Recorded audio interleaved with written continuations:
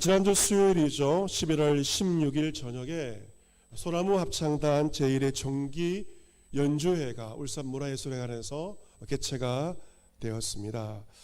이 소나무 합창단이란 울산광역시 장애인 총연합회에서 만든 장애인 합창단입니다.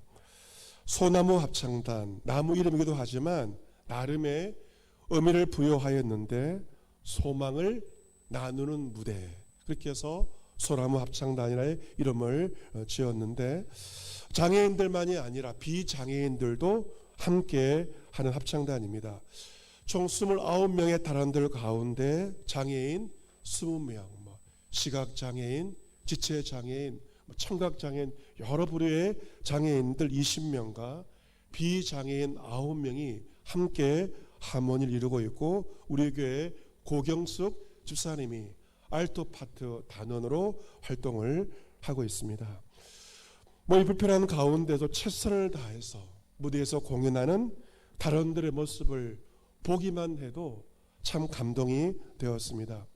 이 공연 중에 스테이지가 많았고 스테이지마다 옷을 갈아입고 나왔습니다. 한복을 입기도 하고 드레스를 입기도 하고 평상복을 입기도 하는데 옷을 갈아입는 것도 만만치 않을 것입니다.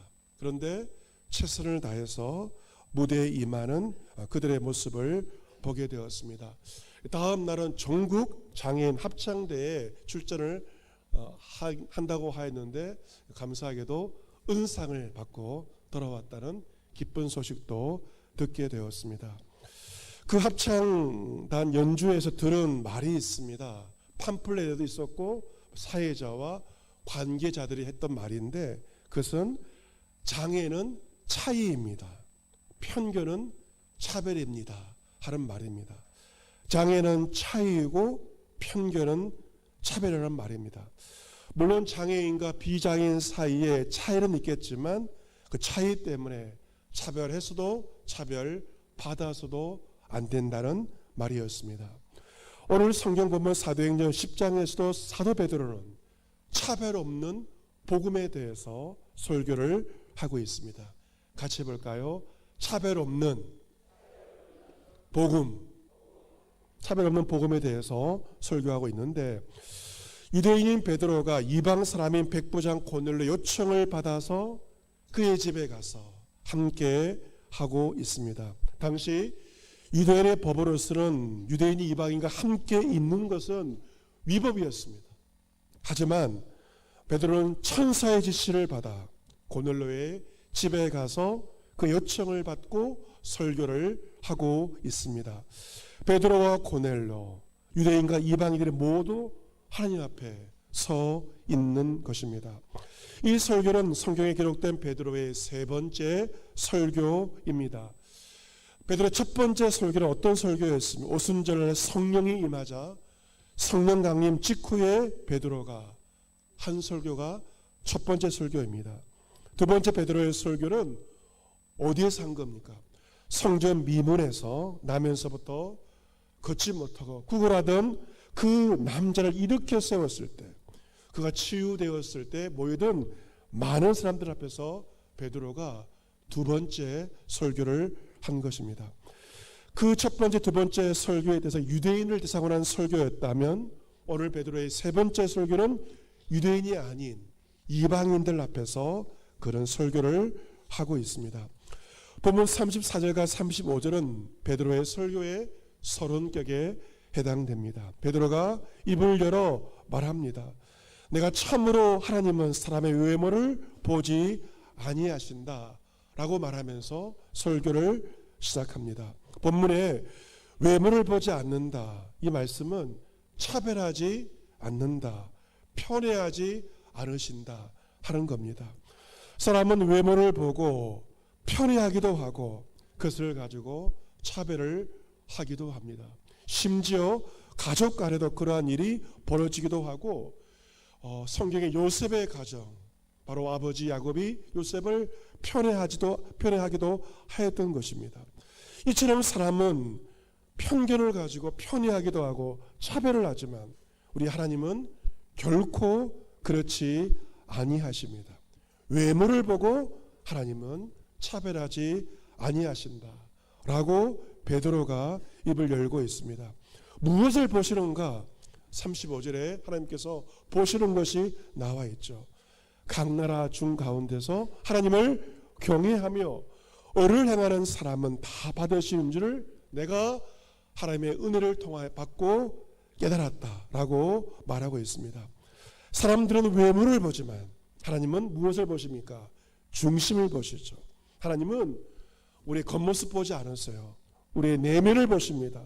누구든지 어떤 나라 백성이든지 하나님을 경외하는 자, 의를 행하는 사람을 하나님께서 받으십니다. 하나님을 경외하며 의를 행하는 그 사람을 하나님께서 받으신다는 것입니다. 이제 설교의 본론으로 돌아가는데 설교의 핵심은 바로 예수 그리스도가 베드로의 첫 번째 설교와 두 번째 설교 그리고 세 번째 설교의 핵심, 모든 설교의 중심은 바로 예수 그리스도입니다. 36절에 만유의 주 되신 예수 그리스도로 말미암아 화평의 복음을 전하사 이스라엘 자손들에게 보내신 말씀. 이 말씀처럼 예수님은 만유의 주이십니다. 만유의 주라고 하는 것은 세상 모든 만물의 주인이 되신다는 것이죠. 또한 그 예수 그리스도의 복음은 바로 화평의 복음입니다. 오늘 설교의 제목도 화평의 복음이기도 합니다. 같이 해볼까요? 화평의 복음. 어떤 복음? 화평의 복음. 예수 그리스도의 복음은 화평의 복음입니다. 사도 바울은 화평의 복음에 대해서 에베소서 2장 11절 이하에서 자세하게 우리에게 설명해 주고 있기 때문에 그 말씀을 제가 인용해 드리려고 합니다. 에베소 2장 말씀에서 사도 바울은 예수 그리스도를 믿기 이전에 우리의 모습에 대해서 말하고 있습니다. 성령수술도 비포 애프터가 있는 것처럼 예수를 믿기 이전의 모습과 믿고 나서의 모습 확연히 달라지는 것입니다. 어떤 모습이었나요? 그러나 생각하라. 너희는 그때 육체는 이방인이요 손으로 육체에 행한 할례를 받는 무리라 칭하는 자들로부터 할례를 받지 않는 무리라 칭함을 받는 자들이었다. 육체로 이방이었고 그리고 무할례당이라고 칭함을 받았다는 것입니다. 그때 너희는 그리스도 밖에 있었고 이스라엘 나라 밖의 사람이라 약속의 언약에 대하여 외인이요 세상에 소망도 없고 하나님도 없는 자. 이것이 예수 그리스도를 믿기 이전의 비포 우리의 모습입니다. 하지만 이전처럼 멀리 있던 너희가 그리스도 예수 안에서 그리스도의 피로 가까워졌다. 그리스도의 피로 말미암아 하나님도 없는 우리였지만 하나님과 가까워지게 된 것입니다. 그리고 화평의 복음을 이어서 전하고 있습니다. 그런 우리의 화평의 신지라 둘로 하나를 만드사 원수된 곳 그 중간에 막힌 담을 자기 육체로 허시고 법적으로 된 계명의 율법을 폐하셨으니 이런 이 둘로 자기 안에서 한 세 사람을 지어 화평하게 하시고 또 십자가로 이들로 한 몸으로 하나님과 화목하게 하려 하심이라. 원수된 것을 십자가로 소멸하시고 또 오셔서 먼데 있는 너에게 평안을 전하시고 가까운 데 있는 자들에게 평안을 전하셨으니 이는 그로 말미암아 우리 둘이 한 성령 안에서 아버지께 나아감을 얻게 하려 하심이라. 이것이 사도 바울이 설명하고 있는 화평의 복음의 내용입니다. 예수님은 우리의 화평이 되어주셔서 유대인과 이방인 사이에 막힌 담을 허무셨습니다. 담을 허무셨고 원수된 그 모든 것을 십자가로 소멸하셨습니다. 그리고 유대인과 이방인 둘로 한 세 사람을 지어 화평케 하셨고 유대인과 이방이 예수 그리스도로 말미암아 한 성령 안에서 아버지께 나아가게 되었습니다. 바로 이것이 예수 그리스도의 화평의 복음입니다. 또한 사도 베드로는 예수님에 대해서 계속해서 증거하고 있죠. 37절과 38절입니다. 곧 요한이 그 세례 회개의 세례를 반포한 후에 갈릴리에서 시작하여 온 유대에 두루 전파된 그것을 너희도 알거니와 38절 하나님이 나사렛 예수에게 성령과 능력을 기름 붓듯 하셨으며 그가 두루 다니시며 선한 일을 행하시고 마귀에 눌린 모든 사람을 고치셨으니 이런 하나님이 함께 하셨습니다.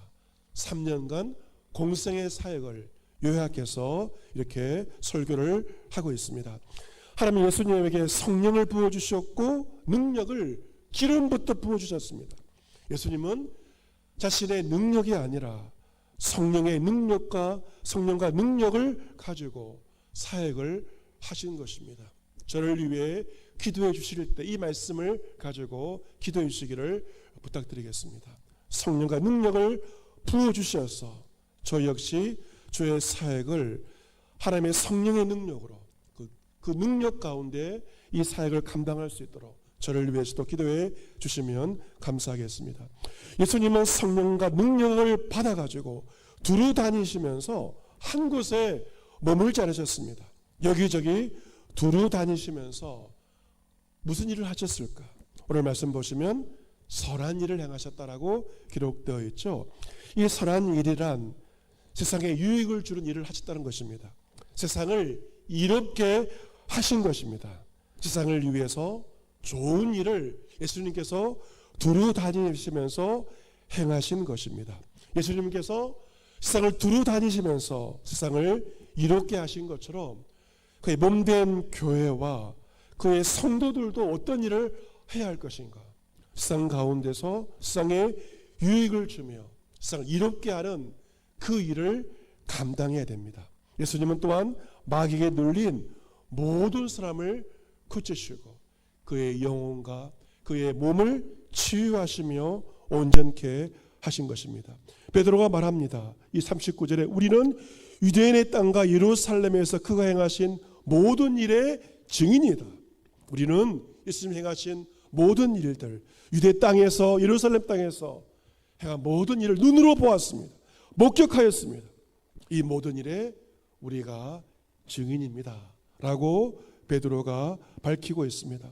하지만 유대인들은 아무 죄도 없으신 예수님을 나무에 달아 죽였습니다. 하지만 하나님은 사흘 만에 그를 다시 살리셨습니다. 부활의 예수님은 모든 백성에게 나타나신 것이 아니라 택하신 자들에게 나타나십니다. 누구한테 나타나신 것입니까? 갈릴리 바닷가에서 음식을 먹는 제자들에게 부활의 몸을 보이시고 베드로에게 12 제자에게 500명 형제에게 야고보 사도에게 모든 사도에게 마지막으로 사도 바울에게 부활의 몸 택하신 자들에게만 부활의 몸을 보여주신 것입니다. 그리고 그들에게 한 가지를 명령하십니다. 무엇을 명령하셨는가? 42절이죠. 우리에게 명하사 백성에게 전도하되 하나님이 살아있는 자와 죽은 자의 재판장으로 정하신 자가 곧 이 사람 예수인 것을 증언하게 하신 것입니다. 여러분, 이 전도는 어명입니다. 예수님의 명령입니다. 그리고 무엇을 전도할지도 명령하셨죠. 그것은 바로 하나님께서 예수님을 살아있는 자와 죽은 자의 재판장으로 정하셨음을 전하라, 전도하라고 명령하신 것입니다. 여러분, 세상의 법정은 큰 죄를 지어도 사람이 죽으면 더 이상 수사하지 않습니다. 그래서 요즘에는 수사가 임하게 되면 목숨을 끊는 일이 비일비재하지 않습니까? 누군가가 죽으면 수사를 종료하는 것이 지금 사법제도의 현실입니다. 하지만 사람이 죽었다고 해서 그 죄가 끝나는 것은 아닙니다. 성경은 말합니다. 죽은 자도 재판정에 서게 된다. 죽은 자도 재판을 받는다는 것입니다. 성경은 한 번 죽는 것은 사람에게 정한 것이요, 그 죽음 이후에 심판이 있음을 성경은 말하고 있습니다. 그런데 누가 재판하시는가? 하나님께서 살아있는 자와 죽은 자의 재판장으로 예수님을 정해놓으신 것입니다. 우리가 무엇을 들어야 할 것인가? 죽음 이후에 심판이 있고 그 심판주와 재판장이 예수 그리스도이심을 우리는 마땅히 증거해야 하는 것입니다. 이제 베드로의 설교의 마지막이 본문 43절에 나와 있습니다. 43절 같이 한번 크게 읽어보겠습니다. 43절 같이 읽습니다. 시작. 그에 대하여 모든 선지자도 증언하되 그를 믿는 사람들이 다 그의 이름을 힘입어 제사함을 받는다 하였느니라. 아멘. 설교에는 서론이 있고 본론이 있고 결론부가 있는데 본문 43절이 바로 베드로의 설교의 결론부입니다. 하나님이 보내신 모든 예언자들이 예수님을 증언하였죠. 증언의 내용이 무엇입니까? 결론이 무엇입니까? 예수를 믿는 자, 예수 이름을 힘입어 제사함을 받게 된다.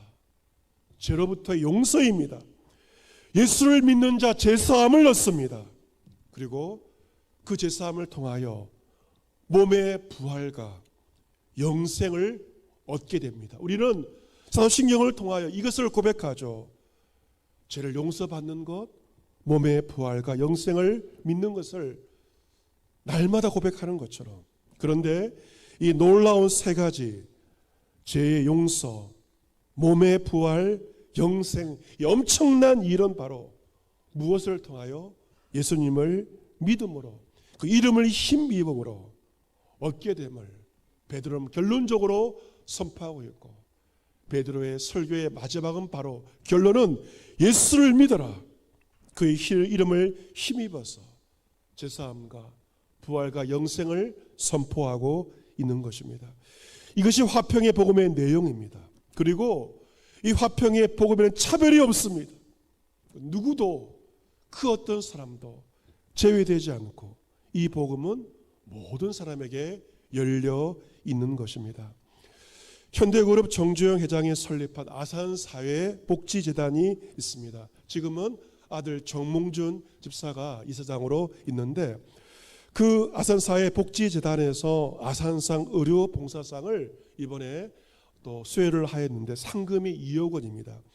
그 의료봉사상의 수상자는 국립 소록도 병원에서 일하고 있는 오동천 진로부장 치과의사가 이 의료봉사상을 수상을 하였습니다. 이 소록도는 지금은 한센병이라 불려지고 있고 과거 나병으로 불려졌던 환자들이 아직도 소록도에서 살고 있습니다. 오동천 진로부장은 한센병에 대한 사회적 편견으로 소외된 소록도 주민들을 1995년부터 지금까지 27년 동안 돌보았습니다. 믿음 좋은 교회의 집사님이기도 합니다. 지금의 소록도에 국립소록도 병원이 세워졌고 내과와 외과, 피부과 전문의가 상주하지만 10년 전까지만 하더라도 의사가 너무도 부족해서 산부인과를 제외한 모든 진료를 치과의사인 그가 담당을 했다고 합니다. 손이 불편한 환자들의 일그러진 구강수술부터 손발을 절단하는 수술까지 그가 정말로 시간을 쪼개어가면서 불철주야 감당하였다고 합니다. 하지만 그가 그토록 수고하며 진료하였지만 소록도 주민들에게 듣는 말은 어떤 말이었을까? 고생하시겠네요. 이 말을 들었다고 합니다. 소록도 사람들은 그에게 마음문을 열지 않았습니다. 왜냐하면 의사들에게 정을 1년 뒤에 떠나버리기 때문에 마음의 상처만 남기 때문에 그렇게 말한 것입니다. 하지만 그는 그 이후로 진료가 끝나고 수술이 끝난 다음 매일 스쿠터를 타고 마을을 돌았습니다. 마을 사람들을 위해 파리도 대체하고 짐도 옮겨드리면서 마음문을 열려고 많이 노력했습니다. 이제 그들과 함께 밥을 먹게 되자. 밥을 먹자. 정말 그들과 마음이 하나가 되었고 이젠 그들과 한 가족처럼 그곳에서 살고 있습니다. 27년 동안 그를 지켜본 소록도 주민들은 그에게 이렇게 말합니다. 그의 삶 자체가 사랑입니다. 그의 삶 자체가 사랑입니다. 그는 그가 믿는 그리스도의 사랑으로 한센병 환자들과 정말 하나가 된 것입니다. 그는 말하면 한센병은 차별과 편견의 병이라고 말합니다. 왜냐하면 이 한센병은 무서워 보이지만 조기 진단 치료를 하면 후유증이 남지 않는다고 합니다. 얼굴과 손발에 찾아오는 후유증은 치료식을 놓쳤기 때문에 생기는 것이고 치료만 잘 되면 후유증이 남지 않는다는 것이죠. 그가 그 병원에서 27년 동안 환자를 진료하였지만 그와 그의 아내와 두 딸은 한센병에 걸리지 않았음이 이 일을 증명하는 것입니다. 오히려 그는 그들에게서 많은 것을 배웠다고 합니다. 감사를 배웠습니다. 그들이 무엇을 감사할까요? 그들은 감사의 제목은 바로 숨을 쉬고 있음에 감사하고, 손이 힘들고 밥 먹기도 불편하지만 이 손으로 밥을 먹을 수 있음에 한센병 성도들과 환자들이 감사함으로 그들에게 감사를 배웠습니다. 그들을 보면서 손가락 10개 있음에 그도 감사하고, 눈으로 볼 수 있음에 감사를 배웠고, 자녀가 있음에 대해서 그런 감사를 배우게 되었습니다. 사랑하는 성도 여러분, 베드로가 증거한 화평의 복음, 고넬료의 식구들에게 전한 화평의 복음은 2000년이 지났지만 여전히 우리에게 유효한 그리스도의 복음입니다. 여러분, 우리나라 성령공화국이라고 불려질 정도로 외모지상주의가 만연합니다. 이 성술의 부작용으로 고통받는 사람들도 많이 있습니다. 우리는 사람들의 외모를 비하하는 말, 이성들의 외모를 비하하는 말을 결코 해서는 안 될 것입니다. 장애의 편견도 있습니다. 남녀 성별의 편견도 있고 지역의 편견도 남아 있습니다. 인종 간에, 인종 사이에 편견도 있습니다. 그리고 세대 간에, 젊은 세대와 노년 세대와의 편견도 있습니다. 그리고 서울과 수도권과 지방 사이의 편견도 있죠. 서울에 올라간다, 지방에 내려간다, 그 말도 편견이 들어가 있는 말이라고 볼 수 있습니다. 그리스도인들은 이러한 모든 남아있는 세상의 차별과 그리고 편견에 우리는 맞서야 할 것이고, 그리스도 안에서 우리가 하나 되었음을 우리는 선포해야 할 것입니다. 여러분이 다가서기 꺼려하는 사람들이 있다면 그 사람들에게 이번 한 주 그리스도의 사랑으로 여러분은 다가가셔야 합니다. 교회에서도 마찬가지입니다. 늘 친한 사람하고만 평생 함께하는 것이 아니라 교회 안에서 잘 모르는 사람에게도, 그리고 새신자에게도 여러분께서 먼저 다가가야 할 것입니다. 이번 기간별 찬양대를 여러 기관에서 어떻게 매일매일 나오셔서 준비를 잘 하셨습니다. 참 좋았던 것은 이 찬양대를 준비하면서 새로 오신 분들이 기간에 참여하여 하나 되는 모습을 보는 것이 정말로 감사할 그러한 제목이기도 하였습니다. 그리스도의 복음, 화평의 복음이며, 예수님은 우리의 화평이시며, 우리 예수님 세상의 모든 막힌 담을 허무셨고 원수된 모든 것을 그의 십자가로 소멸하셨습니다. 예수 그리스도의 화평의 복음을 믿고 화평의 복음을 증거하며 이번 한 주 세상을 화평케 하는 자로서 세상을 이롭게 하면서 이번 한 주 복음의 삶을 살아갈 수 있는 이런 모두가 될 수 있기를 주 예수 그리스도의 이름으로 축복합니다. 아멘.